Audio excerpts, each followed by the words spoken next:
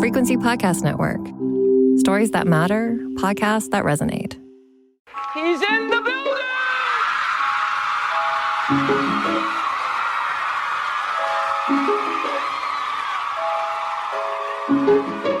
Drink the moment.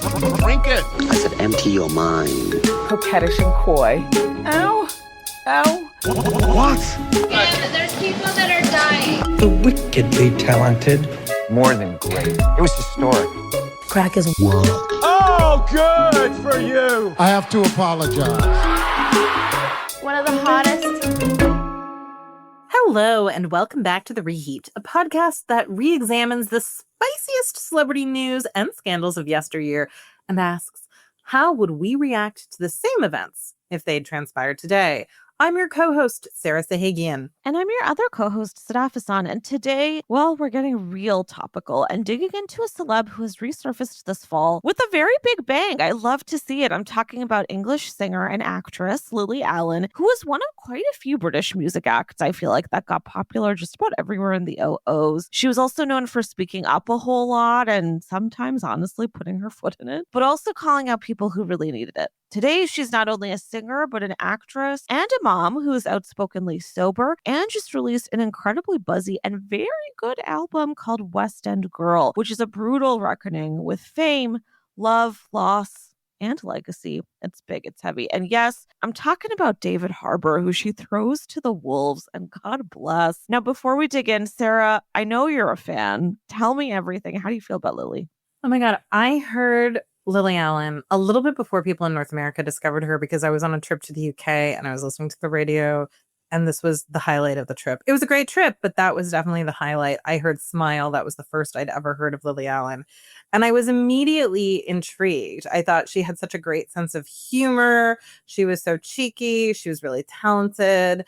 And she became such a personality, but it was also, she became a celebrity at a time where the world hated women even more than it usually does. She came up alongside people like Amy Winehouse.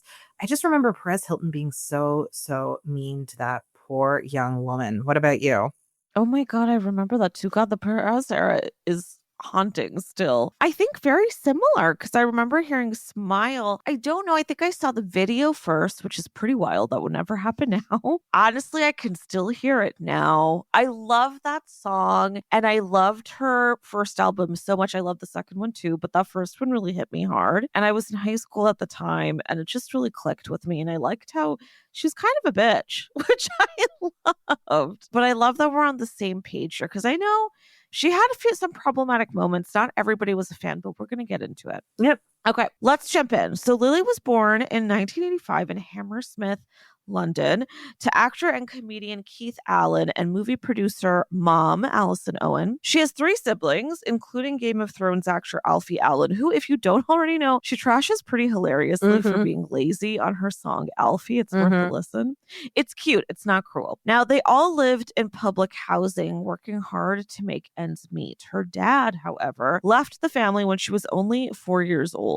Before and after he left, the household was a creatively charged but super emotionally turbulent space. In her 2018 memoir called My Thoughts Exactly, she said she jumped between lots of schools and experienced early instability. So, for example, I'm talking, she went to 13 different schools and was expelled from several, for drinking and smoking. Now, although it was a teacher who noticed her musical skills and encouraged it and got her to take it seriously, Lily ultimately dropped out of school at 15, which is when she also started dealing ecstasy for pocket money. So, things were tough pretty early on. Her music since has touched quite a bit on those younger years and her difficult relationship with her dad.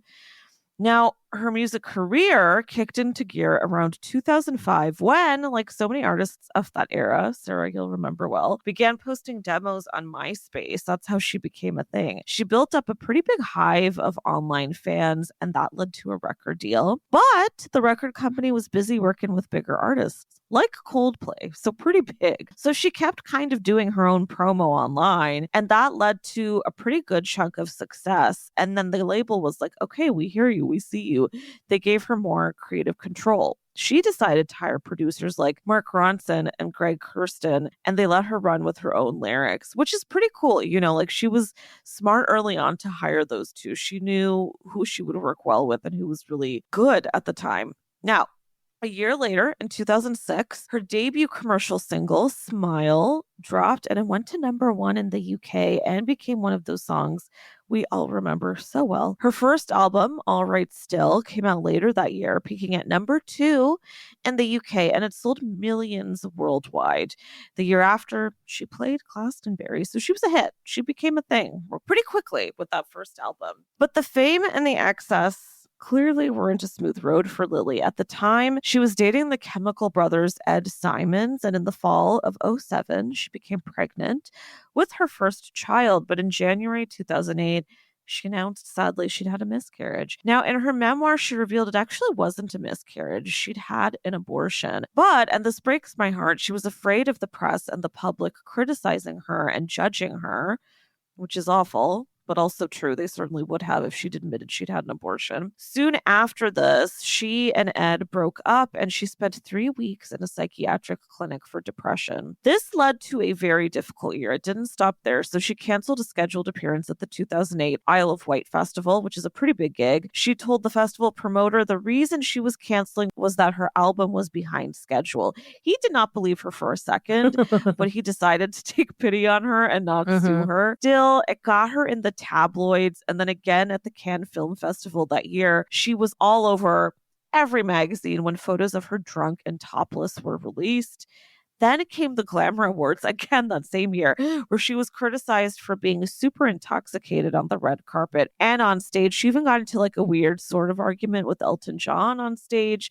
It was bizarre. Anyway, it wasn't a good time, and it put her on the cover of so many tabloids, so many magazines, and not for many good reasons. But things did get better for Lily, like a lot. The following year, in 2009, her second album, It's Not Me, It's You, dropped, and it hit #1 in Canada, the UK, and Australia. It's a very good album. It cemented her voice, a blend of cheeky wit and genre hopping. She goes from like pop to electro pop to reggae. It's wild, but it works for her. And sometimes it's super effective. Sometimes it can be a little cringe, but I think that's her whole image when it comes to music. She won raves and awards for her songwriting, which went deeper on her younger years.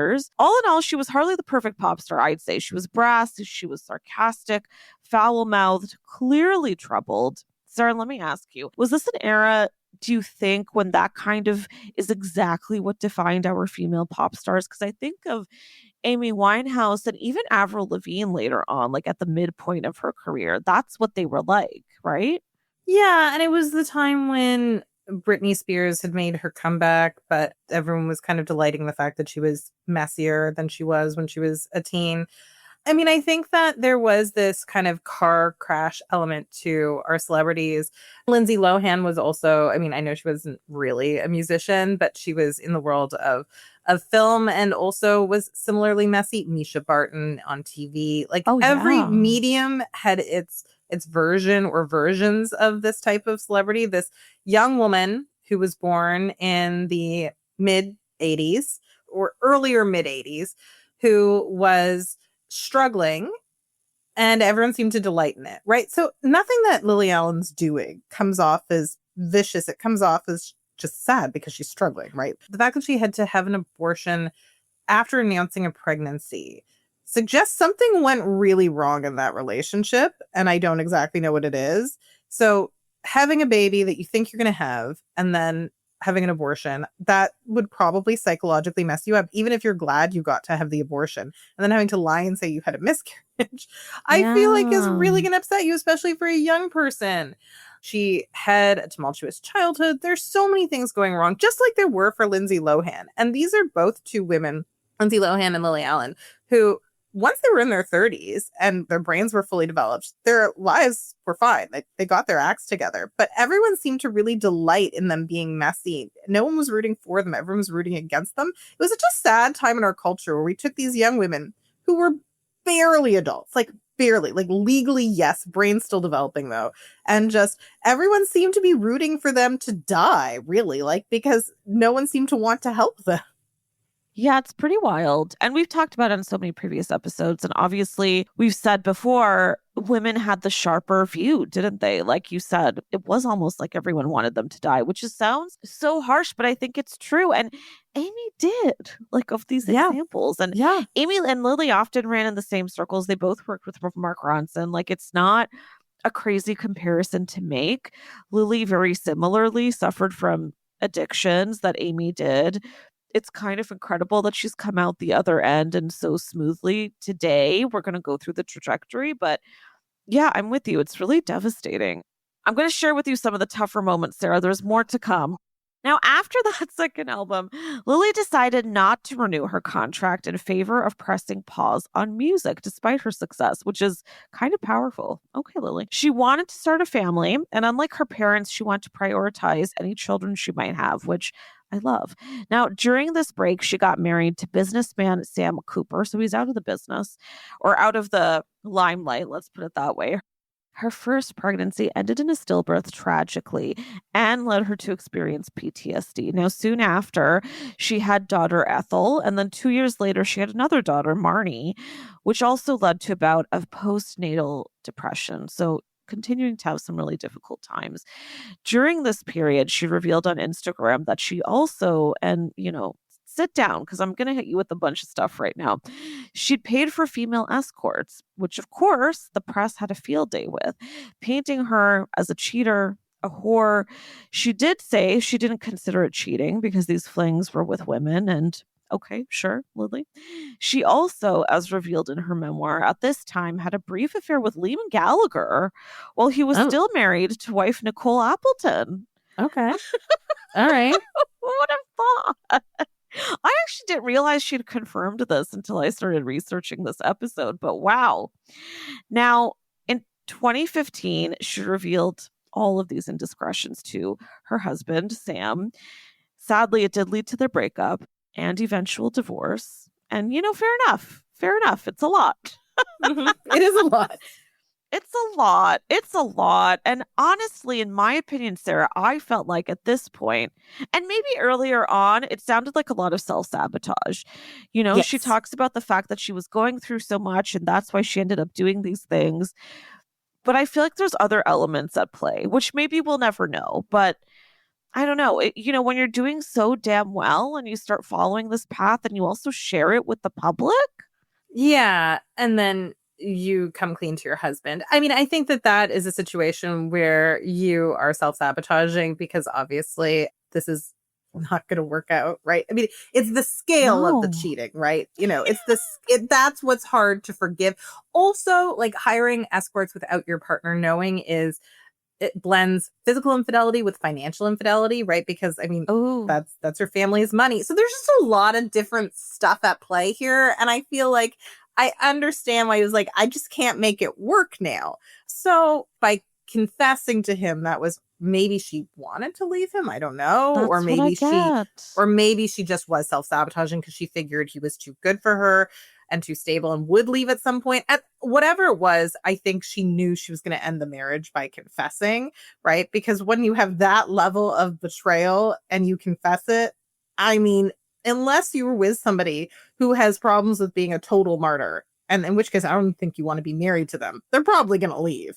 I agree. And I like what you said about that. Maybe she felt like he was too stable for her, too good for her. That's really interesting. I mean, so much of her trajectory seems to be based on what she went through when she was younger. She talks a lot about it in her music, in her book.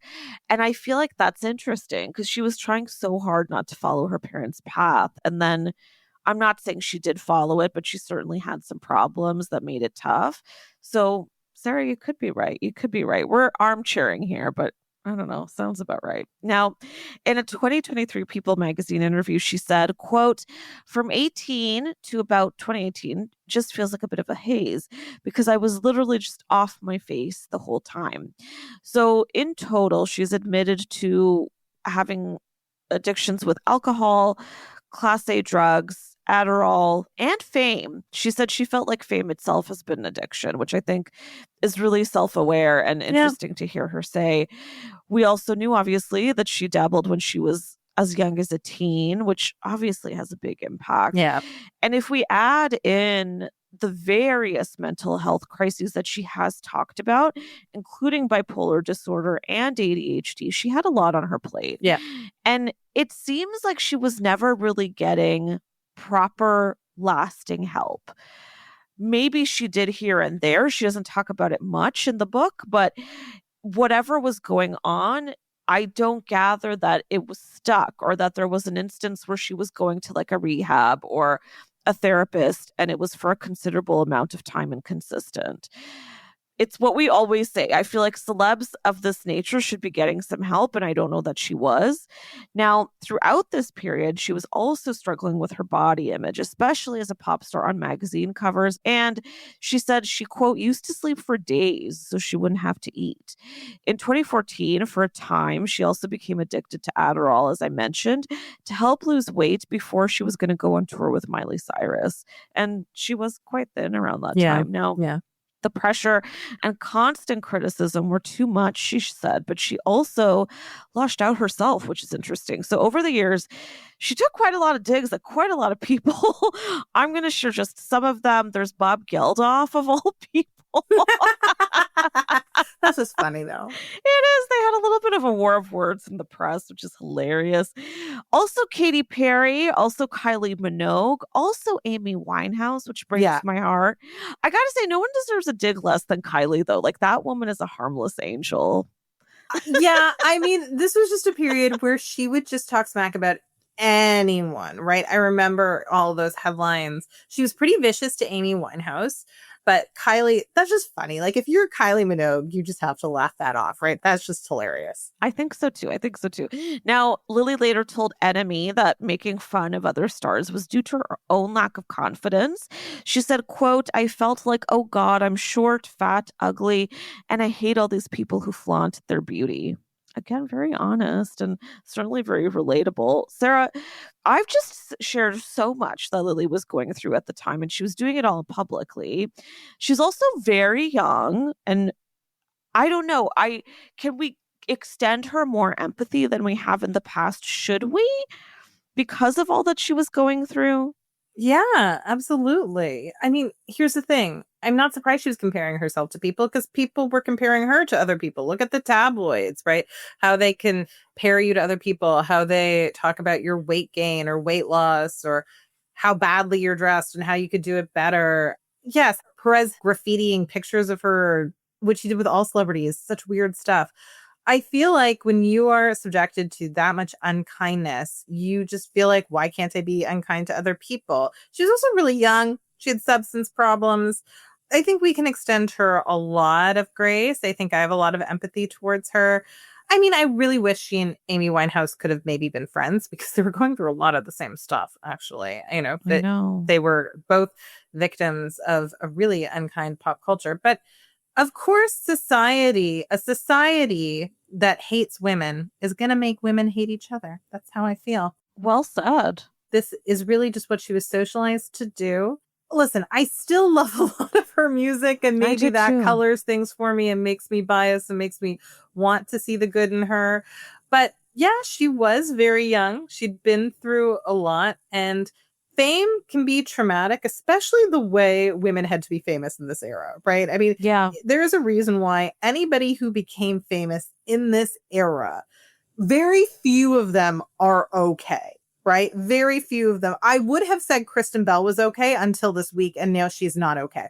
I would say she is not. Kristen Bell? Well, just her husband, like the joke that she posted on social media about her husband making jokes about killing her and how basically he was a good husband for not doing it. And she didn't understand why people thought that was alarming, right? I mean, I would say that most of them, especially if they reached a certain level of fame, had a lot of consequences, right? I mean, the fact that it was Amy Winehouse as well as Lily Allen, Misha Barton, Britney Spears, Lindsay Lohan, like, I think it shows you there was something happening in the culture. It's a pattern. I don't think it was everyone's fault. That's my theory. No, and you know what else? We always talk about how the press are so rough on the royals. They're also really rough on celebs in general in the UK. Like, it's bad enough here in North America, but it's vicious over there. And I don't even know how many web pages on Daily Mail Lily must have, but it must be endless. I can't even imagine. I feel like going through what she did, my head would be in a blender. I have so much empathy, and I know not a lot of people do. It's tough. I get it. She's had some tough moments. We're going to get into yet a few more, but I'm with you. I'm with you. I want to give her a little something, you know, but we'll get into it more. I feel like we got to take a quick little break. We're going to be right back. Go listen to Smile if you've never listened to it before, and then come on back.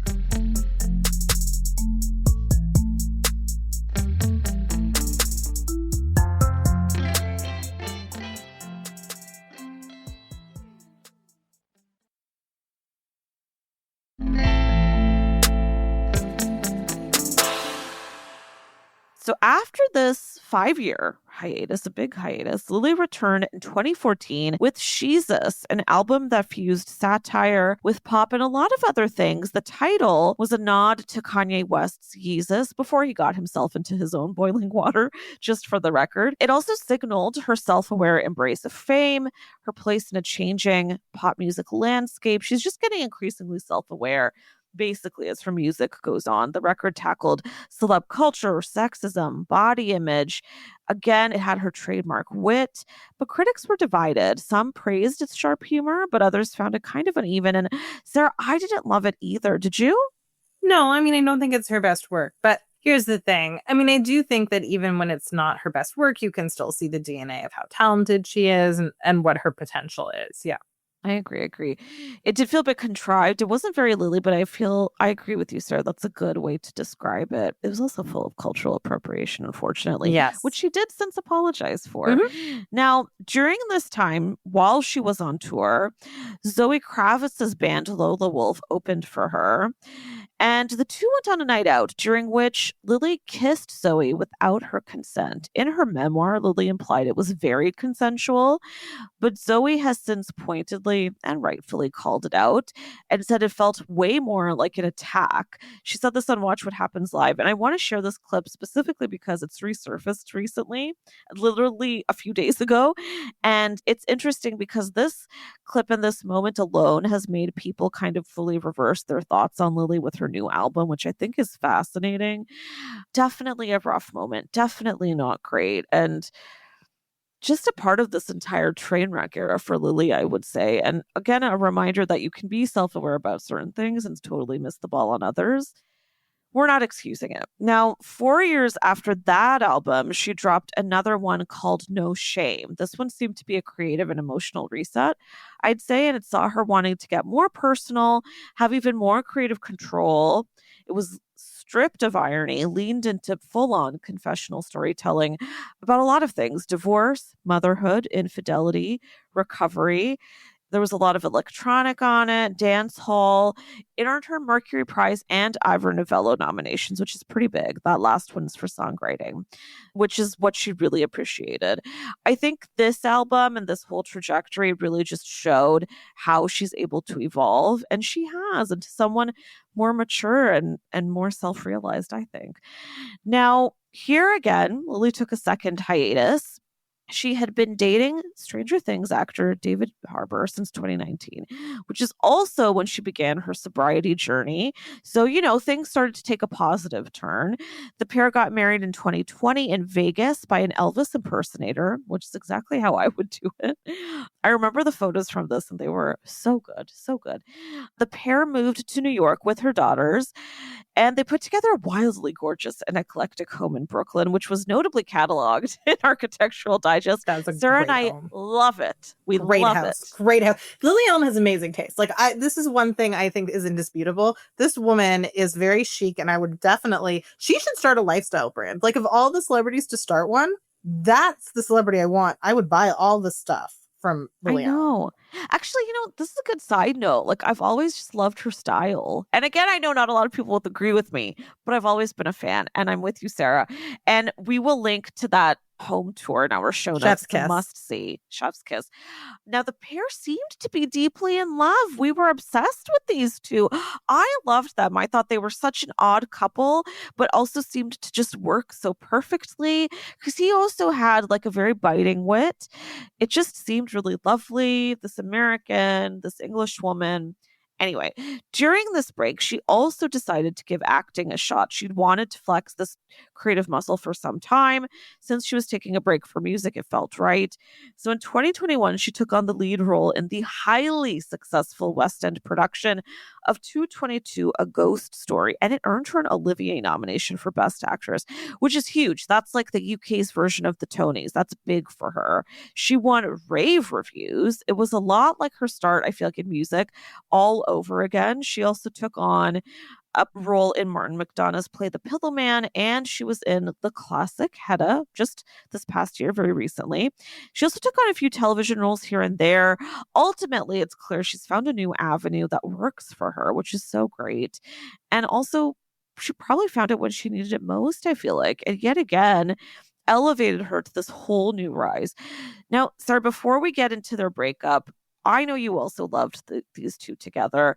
I want to know why you loved these two together.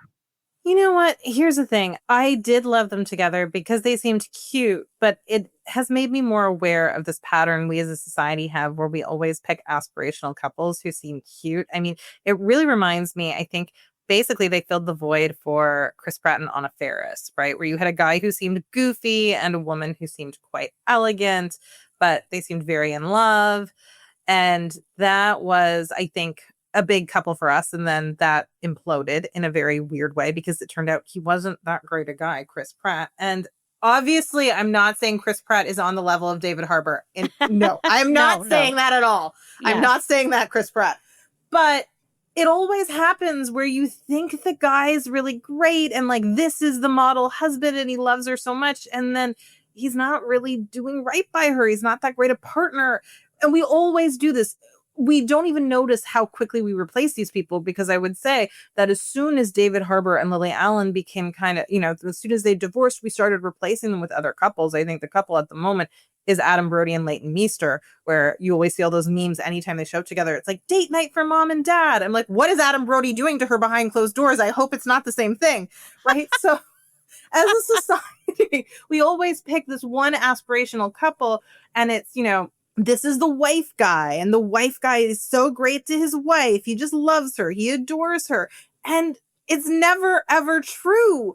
Well, I mean, I hope it's true. I hope Adam Brody is nice to his wife, but we just go through this cycle and it continues. As soon as one husband gets disgraced, one wife guy gets disgraced, you replace him with a new aspirational wife guy. That was such a great breakdown. I love that. You are spot on. I didn't even realize kind of that trend there, but you're so right. Yeah, part of it is because we find them just so charming and funny, right? And you know what another version of this is, and maybe prior to these two, was John Krasinski and Emily Blunt, right? Like they also had that vibe. Yeah, and they're still married, but I think they consciously rejected that because they wanted to be seen as more serious artists. And also it's a lot of pressure to put on your relationship. Like they're still married. A lot of people think that because they stopped acting that way, that means they're getting divorced. I don't think that's what it necessarily means. I think they just were like, who is this serving, this narrative, right? I think they outgrew that narrative because it really just puts pressure on your relationship and it kind of pigeonholes you as the goofy dude, right? Married to the elegant woman. So it's not really good for your career if you're trying to evolve. That's true. And the women, again, have to kind of play the straight man there, which I kind of hate. It's interesting when we break it down, huh? Yeah.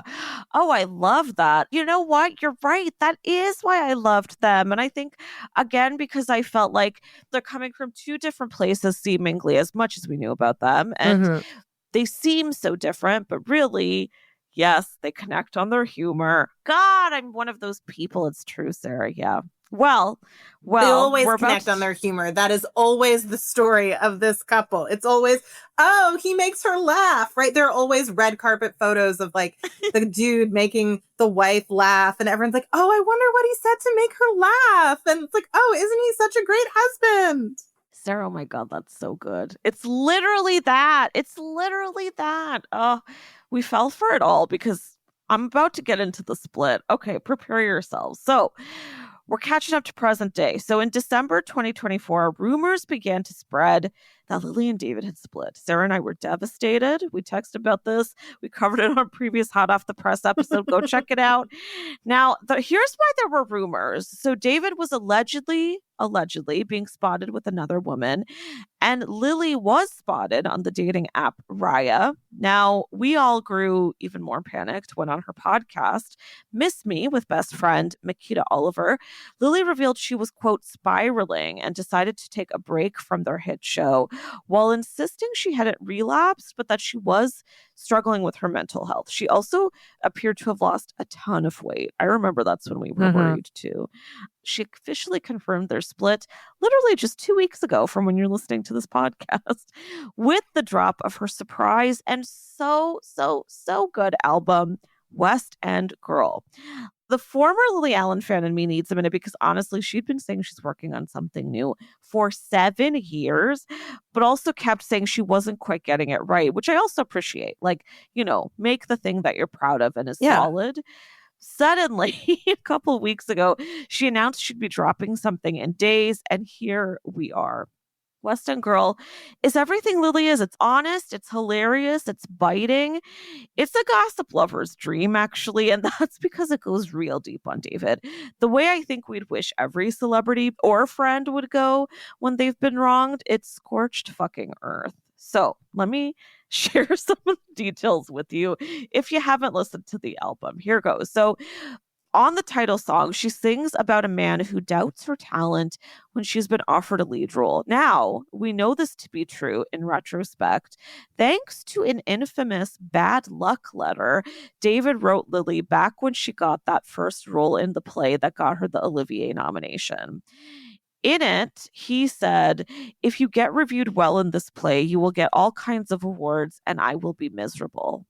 Now, at the time, she posted this on Instagram kind of laughing and saying how cute it was. And again, as Sarah alluded to, he's so funny. Look at this thing he said, And it's interesting because also in retrospect, at the actual Olivier Awards show later on the red carpet, he was on her arm and a reporter was talking to them about her nomination.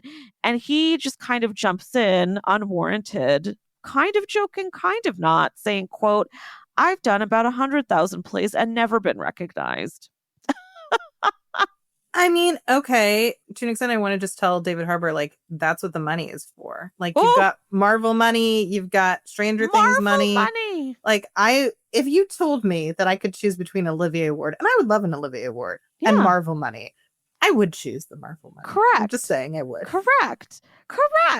He also had such a squeaky clean reputation in the press, right? Like, he was on the perfect trajectory for this big new star of his age and caliber.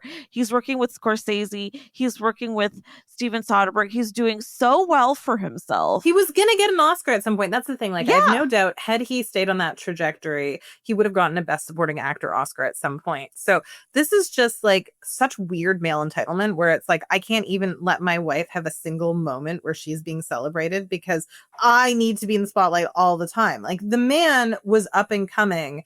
This is the dream, really, because you have this career moment where in middle age, you're elevated and everyone loves you and you get the underappreciated narrative. So you win the Oscar because everyone's like, he toiled for so long and now he deserves it. Like, I can't stand it. I'm starting to think it's just that he's not very bright because he didn't understand how to play into that narrative. Like, most actors actually do know how to make that narrative work for them. And he just didn't get it. So I'm thinking he's just not smart. I think that, and honestly, too angry and maybe a bit misogynistic, knowing what comes out. And I'm going to get into it. But the bitterness is so heavy and thick. And mind you, I'm summarizing what he said on the red carpet. We'll link to it in the show notes. You can pick up even more from the way he was talking. And Lily kind of just blushes and laughs it off. The poor thing. Like, it probably also didn't totally click in her head then. So many things like this, particularly, I feel like you realize after the fact. It's so dark, honestly. Anyway, she calls it out in that song. It just sounds like this was a feeling that persisted in their relationship. It's just wild. He was starring in the biggest show of the decade. I know. He still is. Like, what are you jealous about? This woman he was in the Marvel universe too. Yeah. It's like, how big a dick do you need? Like, I just don't understand. Like, masculinity is so fragile. That is what I'm taking from this story. 100%. That's a Sarah Sahakian quote. Absolutely. Okay, well, there's more. There's another song on the album called Pussy Palace, which is wonderful. And it details how often he stepped out. So gird your loins. There were endless women, and he'd been doing it for years. She talks about how she discovered this when she walked into the apartment he'd kept at the West Village, and she sings, quote, "Sex toys, butt plugs, lube inside, hundreds of Trojans. You're so fucking broken. How'd I get caught up in your double life?" Then there's another song called Madeline, which takes a hit at him and an unnamed woman. He had a full-on years-long affair, and this is a woman that she knew and it seems like may have been friends with. In this one, she sings, quote, "How long has it been going on? Is it just sex or is there emotion? He told me it would stay in hotel rooms, never be out in the open. Why would I trust anything that comes out of his mouth? Oh, why would I trust anything that comes out of his mouth? We had an arrangement. Be discreet. Don't be blatant. There had to be payment. It had to be with strangers. But you're not a stranger, Madeline." She's revealing so much. Wow. Yeah. Now, I want to be clear. She has said that there is a mix of fiction in there, but she's also very directly said it's about David and their split. So, you know, make of that what you will. I don't know how much of this is fiction. Let's be real here. I can just picture her lawyer begging her to be like, I know. You have to say part of it is made up or we're going to get so sued. I think that's exactly what that is. Thank you, Sarah. Now, in summary, throughout the album, she reveals he was constantly cheating on her throughout their relationship, which is fucking devastating. And she suspects he has a sex addiction, that he even got another woman pregnant, maybe, allegedly, and no matter how much she begged him to be faithful, he refused. But she loved him so much that she stayed. And at first, she allowed him to have his affairs because she just didn't know how to cope with it, what to do. Later, because it got so unbearable, she tried to also make it a full-on open relationship and also date other people and sleep with other people. That's why the Raya profile happened. But she didn't like it. She only wanted David, which just really breaks my heart. I mean, really? I don't understand the appeal. I guess I'm like Winona Ryder in the early seasons of Stranger Things, where I'm like, I don't get it. And then later he just wins her over by constantly being there. But I am just really, no, this isn't working for me. So no, I agree with you, sir. Like, I couldn't do it. There's no way. And I would have gotten the ick by times a million. There's no way I'd put up with this. But my heart breaks for her, knowing what she's been through and how desperate she's been to just find a really functional relationship that she feels good about too. And I feel like she thought she landed it with him. Like, this was finally, and I hate using this phrase, but the happy ending. I do think. Well, you know what I think it is? I think this is a situation where it's the flip of her first marriage. This is the person who's doing all the worse things, obviously, than she did, but similar things that she did in her first marriage. And now she gets to be in the situation of forgiving the person. So she gets to decide, do I stay or do I go? In some weird way, she has the power, and also she's not to blame. So it could be self-punishment. Like, I was so horrible to my first husband, I need to be punished this way. So it could be more self-sabotage, right? Like, I deserve this. Who am I to say no? Who am I to say I can't put up with this when I did similar things to my husband? So I think she's still working through some stuff with this marriage, right? And I feel like, I'm not a therapist, but I feel like in her mind, she has this idea that maybe there are two roles in a marriage. You are the victim or you're the martyr. And here she gets to be the martyr. She gets to be the one who's suffering, the abused one, but the one who, as she says in this music, first time signed up for the suffering, said, we'll have an arrangement. So she was kind of, yes, a victim, but also trying to be the martyr. Mm-hmm. God, that's a damn good read, Sarah. I didn't think about it that way. I think, yet again, you might be absolutely right. I do feel like it's interesting that they're mirroring each other in a bit with her previous marriage. Yeah. Oh, it's fascinating. Life can be very cruel, but she was telling Vogue, it basically wrecked her. She said, quote, "I knew I needed some time away, that I wanted to die." She shared that she went to a treatment facility after their split. And from what it sounds like, right now she's on the up and up. She's made this big, beautiful album. It's wildly gut-wrenching. but it's also just really good music. So here's the thing. Even though it's put her all over in the tabloids, which I'm sure she suspected would happen, it's exposed the fucking hell out of David, which I love. He's yet to make a statement, by the way. I'm sure that's incoming. That all aside, it's won all around great reviews and all over the UK. And I think the UK music media is the most tough. So she's winning them over. It's already got her positioned as a big time Grammy nominee. She's never had a big Grammy moment. So that's big. The Independent called the album a, quote, brutal tell-all masterpiece. And The Guardian said it's a, quote, vicious, vulnerable, and victorious comeback. Oh, delicious. Now, I think ultimately this is an incredible return for Lily and another massive personal and professional transformation. I also just think it shows just how incredible she is at evolving. And I hate to use this terrible cliche, but like she's so good at kind of coming out of the ashes, you know? She's had such heavy lows. And then she's got some real good highs and she goes back and forth quite a bit. But this feels like maybe we're going to stay here for a while because to me, this album is very mature. Her acting trajectory also feels very mature. It just feels like she's really, really grown up and she's taken accountability in a lot of ways. But at the same time, I do feel like a lot of us underestimated her talent. I mean, obviously not to David's level, but I just think it's so cool to see a woman blaze this new path and not give a fuck about what anyone else thinks. Sarah, have you listened to the album? How do you feel about this comeback? Well, listen, I always want celebrities to give us the tea, right? I mean, this is my fantasy. I want Nicole Kidman to do an album like this. Like, go back into music, do one, have the Keith Urban tracks, have the Tom Cruise tracks, like all of it. I want it all. So I feel like she did it for the culture. She did it for gossip. She did it for herself, for healing. But you know what? David Harbour, I'm glad we're taking men like that down a peg. I think that they need to be humbled. They need some form of justice. This is not a good dude. I mean, we know that he preyed on a lot of really young women. Not a good guy. And the culture was just too in love with him for no reason. He's not that talented. He's not that charming. I feel like the standards for men are so low. And then we elevate them to this point where they feel like they're gods. And then they just do whatever they want. So this is a victory for feminism in my mind. Beautiful. I completely agree. And you know what? I want to say one quick thing because I know people are struggling right now with the darker shit in her past that's come out and the problematic stuff she said and done, how to juggle that with this. Yeah. Both things can be true, guys.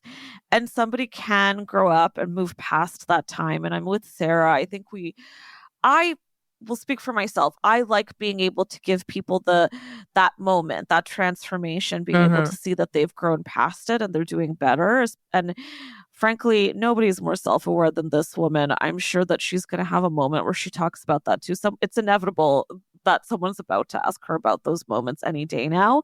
She's doing the press run. So I, as someone who really loved her at a really important time in my life when I was in high school, I'm just so happy. I love her. I can look past those things now because I just think she's grown up and damn, it's a good album, Sarah. It's good. Okay, let's take a quick little break. We're going to be right back.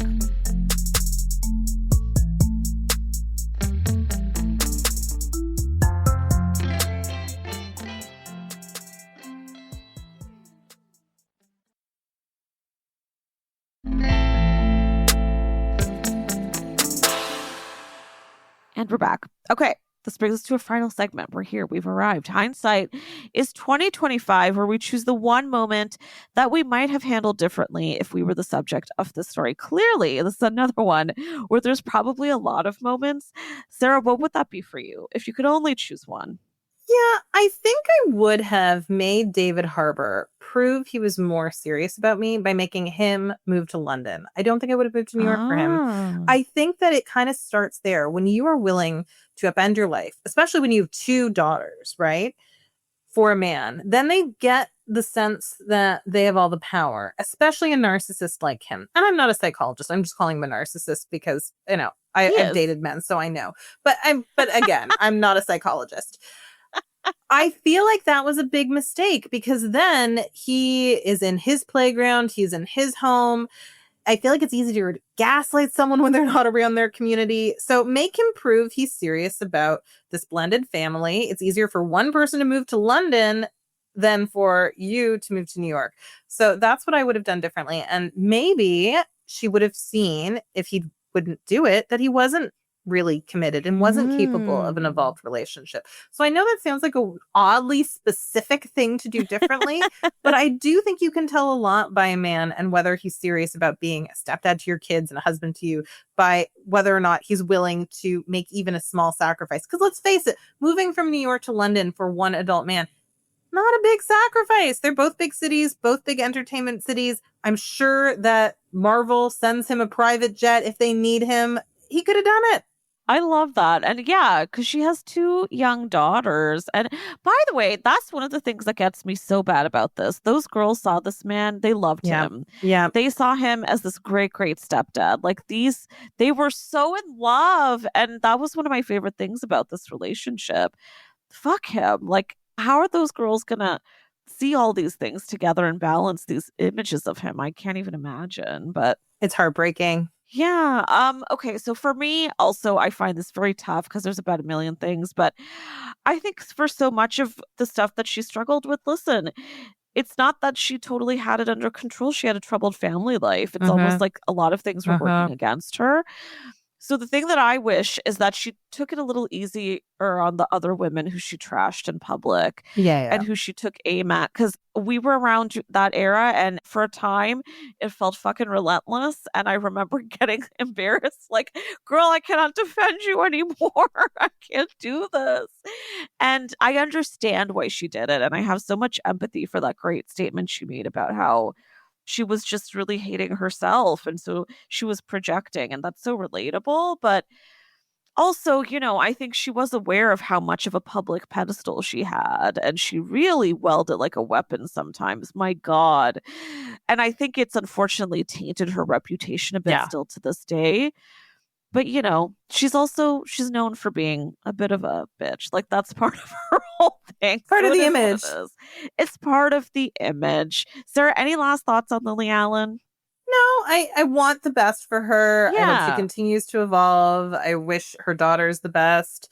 And maybe next time, maybe don't get married. Maybe just like live with someone. Yeah. But if you're going to pick someone, maybe release yourself from the cycle, Lily. You don't need to be the serial cheater or the serial cheated upon. Maybe just release yourself from this eternal cycle of punishment. That is what I will tell her to do. I love that. And Lily, if you need friends to help you through, me and Sarah are here. Oh, yeah. I've got a lot of theories on your life, Lily. I will give you so much unsolicited advice.